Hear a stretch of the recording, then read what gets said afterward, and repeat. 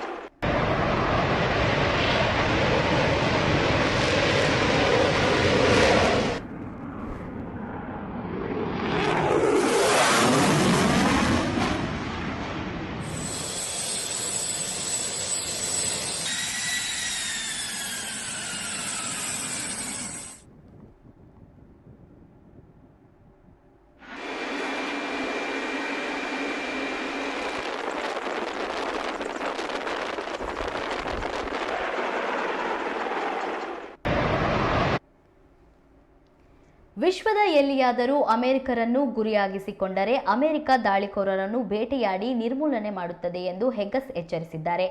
ಅವರ ಪ್ರಕಾರ USA military ತನ್ನ ಶತ್ರುಗಳನ್ನು ಕೊಂದಿದೆ ಮತ್ತು ಈ ಪ್ರವೃತ್ತಿ ಮುಂದುವರಿಯುತ್ತದೆ. ಯುಎಸ್ ಅಧಿಕಾರಿಗಳ ಪ್ರಕಾರ ಮಧ್ಯ ಸಿರಿಯಾದಲ್ಲಿ ವೈಮಾನಿಕ ದಾಳಿ ನಡೆಸಲಾಗುತ್ತಿದೆ. ಕಳೆದ ಶನಿವಾರ ಮಧ್ಯ ಸಿರಿಯಾದ ಪಾಲ್ಮಿರಾ ನಗರದಲ್ಲಿ ಒಂದು ಪ್ರಮುಖ ದಾಳಿ ನಡೆದಿತ್ತು. 2 ಅಮೆರಿಕ ಸೈನಿಕರು ಮತ್ತು ಸ್ಥಳೀಯ ಭಾಷಾಂತಕಾರ ಸಾವನ್ನಪ್ಪಿದ್ರು. ದಾಳಿಕೋರ ಯುಎಸ್ ಮತ್ತು ಸಿರಿಯನ್ ಪಡೆಗಳನ್ನು ಸಾಗಿಸುತ್ತಿದ್ದ ಬೆಂಗಾವಲು ಪಡೆಯನ್ನ ಗುರಿಯಾಗಿಸಿಕೊಂಡು ದಾಳಿ ನಡೆಸಿದ್ದ. ಪ್ರತೀಕಾರದ ಗುಂಡಿನ ದಾಳಿಯಲ್ಲಿ ದಾಳಿಕೋರರು ಕೊಲ್ಲಲ್ಪಟ್ಟಿದ್ದ. ದಾಳಿಯಲ್ಲಿ ಇತರ 3 ಅಮೆರಿಕ ಸೈನಿಕರು ಸಹ ಗಾಯಗೊಂಡಿದ್ದರು.